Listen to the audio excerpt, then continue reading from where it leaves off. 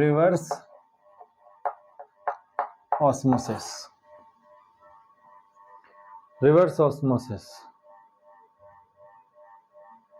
ठीक है, थोड़ा यहाँ ध्यान दो। देखो, जैसे सपोज करो we have a this big container, एक ये हमारे पास कंटेनर है which is divided into 2 parts, और बीच में हमने क्या लगा दिया है, दिस इज एसपीएम। ठीक है, ये एसपीएम हमने यहाँ लगा दिया है, और इधर से ये मैंने इसको इस तरीके से यूं, और इसको ये यूं करके यहाँ रख दिया। ठीक है, और यहाँ पे मैंने इसको यहाँ से ओपन कर दिया, और ये इसको ऐसे लगा दिया। ठीक, अब हमने क्या करा है यहाँ पे कि इस साइड में तो मैंने भर दिया है pure water, this is what, this is pure water, और ये इधर जो है this is some concentrated solution. कोई भी सॉल्यूशन हो सकता है, बट ये कॉन्सेंट्रेटेड सॉल्यूशन है। ये गाढ़ा होगा इधर वाला, ये पतला हो जाएगा, डाइल्यूट है, वो कॉन्सेंट्रेटेड है। अब ये लिक्विड यहाँ तक तो आएगा ना इधर। अब यहाँ पे हमने क्या करा है, इधर हमने ना, इधर सपोज करो हमने लगा रखा है एक piston, this is a piston, ये लाइक दैट, ये what is this, a piston. अब देखो, इधर प्योर वाटर है, डाइल्यूट सॉल्यूशन है, इधर कॉन्सेंट्रेटेड सॉल्यूशन है, बीच में एसपीएम है। तो आपको मालूम है water particles have nature to move from dilute solution to concentrate solution. तो वाटर पार्टिकल कहाँ से कहाँ मूव करेंगे, इधर से इधर की तरफ मूव करेंगे। और when water particles are moving through the SPM from dilute solution to concentrate solution, then it is called osmosis. इसी को हम क्या कहते हैं, ऑस्मोसिस। अब जब वाटर पार्टिकल इधर से इधर की तरफ जाएंगे तो इधर की तरफ बढ़ेगा, लेवल बढ़ेगा, वाटर लेवल नहीं बढ़ेगा। जो हमारा लेवल है इसका, ये ऊपर की तरफ जाएगा नहीं जाएगा, जाएगा। तो नीचे से एक प्रेशर लगेगा, और इस प्रेशर को हम क्या कहते हैं, पाई, ऑस्मोटिक प्रेशर। पढ़ चुके हैं पहले इसको एक बार, कोई नई चीज नहीं है। बात समझ में आ रही है। इधर प्योर वाटर है, ये कॉन्सेंट्रेटेड सॉल्यूशन है, बीच में एसपीएम है। तो क्या होगा, water particles will move from dilute solution to concentrate solution. और इधर से जब इधर जाएंगे तो यहाँ से प्रेशर लगेगा, और इस प्रेशर को मैं क्या कह रहा हूँ, पाई। अच्छा, ऊपर से भी तो एक प्रेशर लग रहा होगा भाई, इसका अपना भी तो एक मास होगा ना, जो हमारा पिस्टन है। तो जो ऊपर से प्रेशर लग रहा है वो लग रहा है मान लो कितना, पी। इस पी को मैं क्या बोल रहा हूँ, this is external pressure, this is what, external pressure. और पाई क्या है हमारा यहाँ पे, इट इज ऑस्मोटिक प्रेशर। ठीक है, तो पाई यहाँ पे लग रहा है, और ये पिस्टन थोड़ा थोड़ा ऊपर की तरफ चलता जाएगा ना। इफ, अगर हम क्या करें, इफ P ग्रेटर देन पाई हो जाए तो क्या होगा, P ग्रेटर देन पाई, यानी कि ऊपर से जो प्रेशर लगा रहे हैं वो हम ज्यादा प्रेशर लगाएं, नीचे से लग रहा है उससे ज्यादा लगाएं, तो पिस्टन धीरे धीरे नीचे आएगा। जब ये पिस्टन धीरे धीरे नीचे आएगा यहाँ से नीचे की तरफ, तो इधर से वाटर पार्टिकल जो इधर थे वो इधर की तरफ जाने लग जाएंगे। बोलो भाई, या पिस्टन को हम नीचे की तरफ दबाएंगे, P ग्रेटर देन P पाई करेंगे, तो क्या होगा, यहाँ से प्रेशर जो है इधर की तरफ लगेगा। तो जो वाटर पार्टिकल अब तक इधर से इधर जा रहे थे वो अब इधर न जाके उल्टा ट्रांसफर होना शुरू हो जाएंगे इधर की तरफ। और ऑस्मोसिस जो पहले इधर की तरफ हो रहा था, अब वो इधर की तरफ होगा। बोलो, और जब ऑस्मोसिस इधर की तरफ होगा तो इस सॉल्यूशन में जो भी वाटर के पार्टिकल थे वो सारे वाटर पार्टिकल यहाँ से निकल के यहाँ आएंगे, और यहाँ से निकलने के बाद ये सारे के सारे यहाँ पे फिर इकट्ठे होते चले जाएंगे। तो जैसे जैसे हम पिस्टन को दबाते जाएंगे वैसे वैसे यहाँ प्रेशर बढ़ेगा, और इस सॉल्यूशन में से वाटर पार्टिकल निकल के इधर चले जाएंगे, और ये वाटर हमारा यहाँ आता रहेगा। ठीक, तो जब P ग्रेटर देन पाई नहीं था उस समय ऑस्मोसिस का डायरेक्शन क्या था, वो इधर की तरफ था। लेकिन जैसे ही P ग्रेटर देन पाई हुआ, direction of osmosis has been reversed, और वो किधर हो गया, इधर। और जब ऑस्मोसिस का डायरेक्शन रिवर्स हो जाए तो इसे क्या कहते हैं, रिवर्स ऑस्मोसिस। नहीं समझ पा रहे, this is called reverse osmosis. कोई दिक्कत, तो ये डायग्राम बनाओ, लिखिए जरा। If external pressure applied, if external pressure applied is larger than osmotic pressure, external pressure is larger than osmotic pressure, तो क्या होगा, then direction of osmosis is reversed. सही बात है ना, क्यों भाई? When external pressure applied is larger than osmotic pressure, then direction of osmosis is reversed. Osmosis का डायरेक्शन ही चेंज हो जाएगा, पहले इधर से इधर था, अभी इधर से इधर. Direction of osmosis is reversed and solvent particles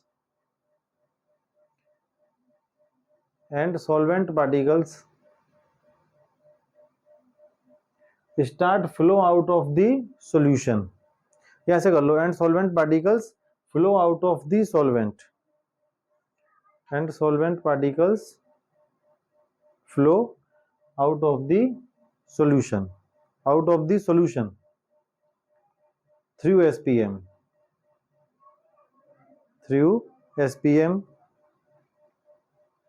This phenomena is called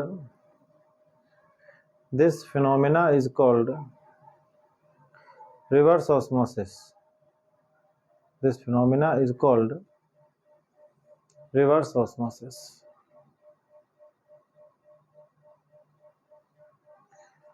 ठीक है जी. अच्छा, रिवर्स ऑस्मोसिस स्पॉन्टेनियस प्रोसेस होगा या नॉन स्पॉन्टेनियस? क्या भाई, क्या ये अपने आप हो रहा है? अपने आप तो नहीं हो रहा, अपने आप तो इधर की तरफ जा रहे थे, इसे तो हम करवा रहे हैं फोर्स लगा के, तो ये कैसा होगा? Non spontaneous. नेक्स्ट लाइन से लिखो, reverse osmosis is a non spontaneous process. Reverse osmosis is a non spontaneous process because it is carried out forcefully.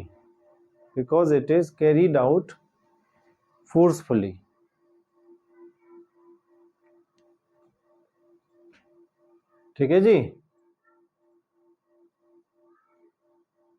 अच्छा, इसका यूज क्या है? देखो, this method is very useful. जो रिवर्स ऑस्मोसिस है ना, रिवर्स ऑस्मोसिस, तो रिवर्स ऑस्मोसिस को शॉर्ट में हम लोग बोल देते हैं आरओ. तो हमारा जो वाटर प्योरीफायर होता है उसी भी तो आरओ बोल देते हैं. तो जो हमारा वाटर प्योरीफायर है उसमें इसी प्रिंसिपल का, इसी कॉन्सेप्ट का यूज करके वाटर को प्योरीफाई करा जाता है.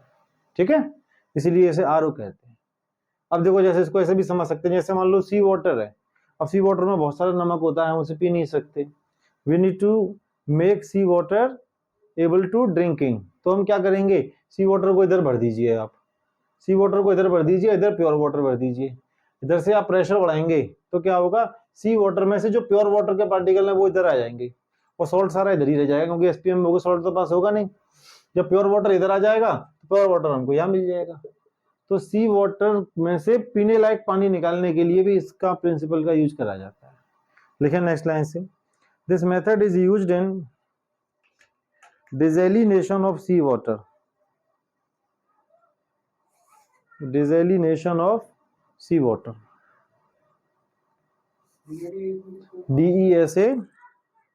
DESALINATION. Desalination of sea water. ठीक है. And also used in RO. RO में भी इसका यूज है, कोई वाटर प्योरीफायर. ठीक. Abnormal molar mass. Abnormal molar mass. ठीक. देखो, मोलर मास अगर हम कैलकुलेट करना चाहें किसी भी सॉल्यूशन में, सॉल्यूट का मोलर मास, तो हम किसी भी कोलिगेटिव प्रॉपर्टी का यूज करके कर सकते हैं, है ना. फॉर्मूले आपको मालूम ही है, मालूम है ना. जैसे क्या है, delta P upon P zero, है ना. एम सॉल्यूट नहीं, delta P upon P zero is equal to weight solute m solvent upon m solute into weight solvent. ठीक है. ऐसे और भी हैं, तो इसमें ये अगर हम चाहें तो इस फॉर्मूले का यूज करके एम सॉल्यूट पता कर सकते हैं. इसी तरीके से मान लो अगर हम एलिवेशन इन बॉइलिंग पॉइंट को ले लें, डेल्टा टी बी क्या होगा, K b into weight solute 1000 m solute into weight solvent. अगर हम चाहें तो मोलर मास इस फॉर्मूले का यूज करके भी निकाल सकते हैं, डेल्टा टी एफ है ना, K f into weight solute into 1000 into m solute into weight solvent. अगर हम चाहें तो इस फॉर्मूले का यूज करके भी एम सॉल्यूट पता कर सकते हैं, मोलर मास ही तो पता करना है, और हम इससे भी कर सकते हैं W R T upon pi V, इससे भी पता कर सकते हैं। ठीक, अब एक पॉइंट समझो मैं बताना क्या चाह रहा हूँ। जैसे कि मान लो हमने क्या करा, ये इसमें वाटर भरा हुआ है, मैंने एक सॉल्यूट यहाँ डाला, ध्यान से सुनना, सॉल्यूट डालने के बाद now we have finally solution, क्या बन गया, सॉल्यूशन। अब हमने क्या करा, ये सॉल्यूशन में कितना कितना ग्राम हमने सॉल्वेंट लिया ये हमको मालूम है, कितना ग्राम सॉल्यूट डाला ये भी हमको मालूम है ना, कितना ग्राम सॉल्यूट कितना ग्राम सॉल्वेंट, और वाटर का मोलर मास भी मालूम है, कितना वेपर प्रेशर में कमी आई, प्योर वाटर का वेपर प्रेशर क्या था, ये सब मालूम कर लिया हमने। तो हम एम सॉल्यूट पता कर सकते हैं। अगर मेरे को नहीं पता था सॉल्यूट का मोलर मास, तो ये बाकी सारी चीजें पता करके मैं एम सॉल्यूट निकाल सकता हूँ। ऐसे यहाँ भी निकाल सकता हूँ, ध्यान से सुनना मैं जो बोल रहा हूँ। क्या कर सकते हैं, केबी की वैल्यू लगा लो, वेट सॉल्यूट कितना डाला है आपने, कितना वेट सॉल्वेंट है, बॉइलिंग पॉइंट में कितना इंक्रीज हो गया सॉल्यूशन बनने के बाद, है ना, सॉल्यूट डालने के बाद, तो एम सॉल्यूट पता चल जाएगा। ऐसे यहाँ से भी पता कर सकते हैं। तो अगर मैं इनमें से किसी भी एक फॉर्मूले का यूज करके मोलर मास निकालता हूं, तो उसमें उसको मैं कहूंगा मोलर कैलकुलेटेड मोलर मास। क्या कहूंगा मैं उसे, कैलकुलेटेड मोलर मास। तो if we find out the molar mass by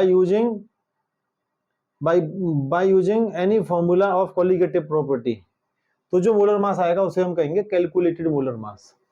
अच्छा, एक तरीका ये भी है कि मैं चाहूं तो सीधे एक्सपेरिमेंट करके, कोई एक्सपेरिमेंट की मैंने टेक्निक लगाई और सॉल्यूशन में जो सॉल्यूट डाला उसका मैंने मोलर मास पता कर लिया, ये सारे फॉर्मूले का यूज नहीं करा, सीधा एक्सपेरिमेंट करके पता कर लिया, तो उस मोलर मास को मैं कहूंगा एक्सपेरिमेंटल मोलर मास। क्या कहेंगे उसको, एक्सपेरिमेंटल मोलर मास।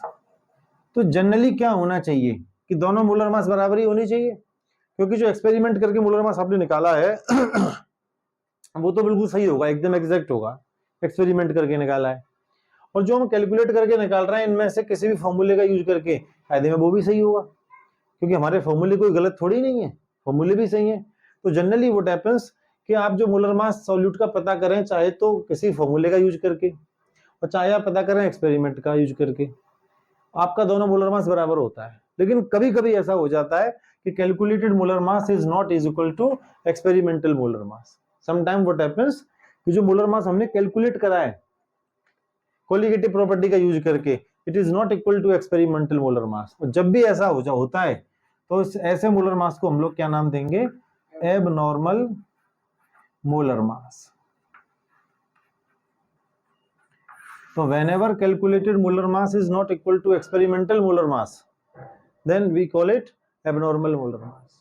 अब क्वेश्चन ये है कि ऐसा हो कैसे गया, भाई हमारे फॉर्मूले तो चारों सही है ना, गलत चीज थोड़ी पढ़ रहे हैं हम, तो फिर हमारा मोलर मास जो हमने कैलकुलेट करा वो गलत कैसे हो सकता है। ठीक है, तो ये मैं आपको आगे बताऊंगा। अभी फिलहाल आप डेफिनेशन लिखें जरा। When molar mass calculated when molar mass calculated on the basis of colligative properties, on the basis of colligative properties, bracket में लिख लें delta T B delta T F pi bracket close.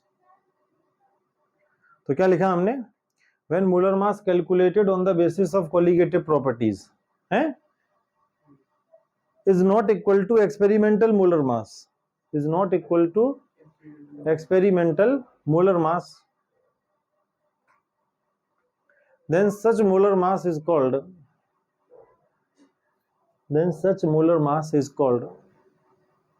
abnormal molar mass. Such molar mass is called abnormal molar mass.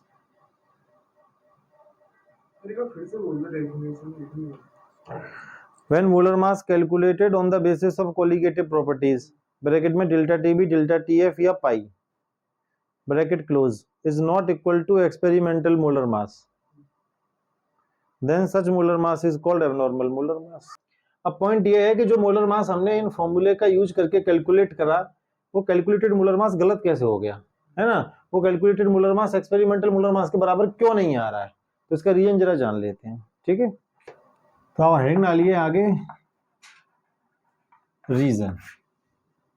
ये किस चीज का reason लिख रहे हैं कि जो कैलकुलेट करके मोलर मास हम लाए हैं इन फॉर्मूले का यूज करके, वो क्यों एक्सपेरिमेंटल मोलर मास के बराबर नहीं है, ठीक है? देखो इसके मेनली दो रीजन है। तो इसका जो पहला रीजन है वो है, जैसे कि मैं आपको एक चीज समझाता हूँ, जैसे मान लो NaCl है, अब NaCl को आप वाटर में डालोगे तो इट विल डिसोसिएट, क्या हो जाएगा इधर, डिसोसिएशन, और ये वाटर में जाते ही टूट जाएगा, it will produce Na positive और Cl नेगेटिव। बोलो यस और नो। इसी तरीके से मैं एक और बात कर रहा हूँ आपसे, जैसे कि मान लो अगर मैंने ले लिया 2CH3COOH, अब CH3COOH का स्ट्रक्चर क्या होगा, एसिटिक एसिड है, दिस इज द स्ट्रक्चर। अब होता क्या है कि जैसे ही हम एसिटिक एसिड को वाटर में डालते हैं तो दो एसिटिक एसिड के मॉलिक्यूल आपस में कनेक्ट हो जाते हैं। कैसे कनेक्ट हो जाएंगे, तो यहाँ देखो CH3COO, ठीक है, और ये हो जाएगा O और H, this is one molecule of acetic acid. अब एक और मैं बना रहा हूँ CH3C और ये O और ये H और ये डबल बॉन्ड O, तो दो एसिटिक एसिड के मॉलिक्यूल हैं। अब इनमें होता क्या है कि जब दो एसिटिक एसिड के मॉलिक्यूल पास पास आते हैं तो इनके बीच में यहाँ पे क्या लग जाता है, H bonding. What is this, H bonding. तो यहाँ पे क्या हो गया, दो मॉलिक्यूल आपस में जुड़ जाएंगे और they will now behave like a single molecule. तो इस प्रोसेस को मैं क्या कहूंगा, दिस इज कॉल्ड एसोसिएशन। अब सुनने की, ध्यान से सुनना मैं क्या बोल रहा हूं। मान लो मैंने किसी सॉल्यूट को वाटर में डाल दिया, ठीक है, कितना ग्राम सॉल्यूट है, कितना ग्राम वाटर में डाला है, ठीक है, वो हमको सब पता है, ठीक है। तो मान लो जैसे कि मान लो मैंने क्या करा, कितना ग्राम सॉल्यूट है वो वैल्यू मैंने यहाँ पे लगा दी है, 1000 लगा दिया, ये लगा दिया, केबी का वैल्यू पुट कर दिया, वेट सॉल्वेंट लगा दिया और डेल्टा टीवी लगा दिया, कितना सॉल्यूट को डालने के बाद बॉइलिंग पॉइंट कितना बढ़ गया वो मैंने क्या निकाल दिया, डेल्टा टी वो भी लगा दिया, तो एम सॉल्यूट हमने पता कर लिया। ऐसे तो हम पता करेंगे, लेकिन प्रॉब्लम यह है कि अगर सॉल्यूट वाटर में जाते ही डिसोसिएट हो गया, सही मान लो सॉल्यूट जाके हो गया डिसोसिएट, या सॉल्यूट जाकर के हो गया एसोसिएशन हो गया। अब ये बात हमारे फॉर्मूले को थोड़ी पता है भाई, हमने अगर इस फॉर्मूले का यूज करके मोलर मास निकाला है ना, तो वो निकला तो एकदम सही है। जैसे मान लो मैंने NaCl डाला तो मोलर मास किसका निकल के आएगा, NaCl का, लेकिन वाटर में जाते ही वो NaCl रहा कब, वो तो Na पॉजिटिव Cl नेगेटिव में टूट गया। जब आप एक्सपेरिमेंट करके मोलर मास निकालोगे तो NaCl का आएगा ही नहीं, क्योंकि NaCl वहां है ही नहीं, या तो Na पॉजिटिव का निकल आएगा या Cl नेगेटिव का निकल आएगा। नहीं समझ पा रहे? तो अगर कोई सॉल्यूट पार्टिकल वाटर में जाते ही डिसोसिएट हो जाए तो हमारे फॉर्मूले से जो कैलकुलेट करा हुआ मोलर मास है वो कभी भी एक्सपेरिमेंटल मोलर मास के इक्वल नहीं होगा, ठीक। या इसको ऐसे सोचिए कि मान लो मैंने एसिटिक एसिड डाला था यहाँ पे, अब कितना ग्राम एसिटिक एसिड डाला, कितने ग्राम सॉल्वेंट में डाला, 1000 लगा दिया, केवी की वैल्यू फिट कर दी, डेल्टा टीवी भी लगा दिया और मैंने एम सॉल्यूट निकाल लिया। तो जो एम सॉल्यूट निकल के आएगा वो निकल के आएगा एसिटिक एसिड CH3COOH का। लेकिन जैसे ही एसिटिक एसिड को यहाँ डाला गया, दो मॉलिक्यूल आपस में जुड़ के क्या हो गया, यहाँ पे एसोसिएशन हो गया और two molecules are now behaving like a single molecule. तो जब आप एक्सपेरिमेंट करके मोलर मास निकालोगे ना, तो वो एसिटिक एसिड का मोलर मास आएगा ही नहीं, क्योंकि एसिटिक एसिड उसमें बचा ही नहीं। अब तो उसमें जो मोलर मास निकल के आएगा वो इस पूरे का निकल के आएगा, और फॉर्मूले ने वही निकाला है CH3COOH का। नहीं समझ पा रहे? अब हमारे फॉर्मूले को थोड़ी पता है कि जैसे ही हम मॉलिक्यूल उसमें डालेंगे ये जाकर के कनेक्ट हो गए होंगे। नहीं समझ पा रहे? तो जब भी सॉल्यूट पार्टिकल्स सॉल्वेंट में जाते ही डिसोसिएट हो जाएं या एसोसिएट हो जाएं, तो उस केस में कैलकुलेट करके लाया गया मोलर मास एक्सपेरिमेंटल मोलर मास के बराबर नहीं होगा, ठीक है। और ऐसे ही मोलर मास को हम कहेंगे एब्नॉर्मल मोलर मास। ठीक, तो थोड़ा सा लिख लेते हैं फिर आगे बताता हूं। लिखो जरा, रीजन में लिखो, it is due to association, it is due to association और dissociation of solute particles, it is due to association और डिसोसिएशन ऑफ सॉल्यूट पार्टिकल्स। ये दोनों लिख लो जरा एग्जांपल।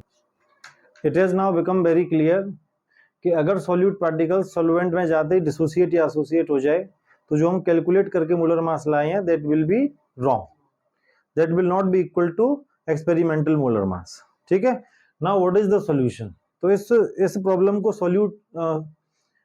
को सॉल्व करने के लिए एक नई चीज हम लोग इंट्रोड्यूस कर रहे हैं और जिसे हम लोग कहते हैं वांट ऑफ फैक्टर।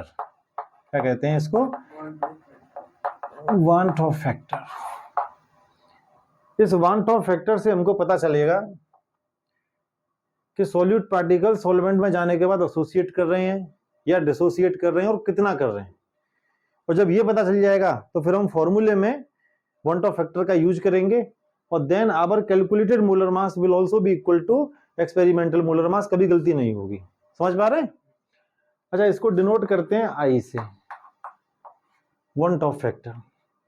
तो ये होता क्या है, इसका यूज समझ में आ रहा है? इसका काम सिर्फ इतना ही है कि सॉल्यूट सॉल्वेंट में जाने के बाद एसोसिएट या डिसोसिएट हो रहा है या नहीं हो रहा है, हो रहा है तो कितना हो रहा है, ये सब कौन बताएगा? Want Hoff factor.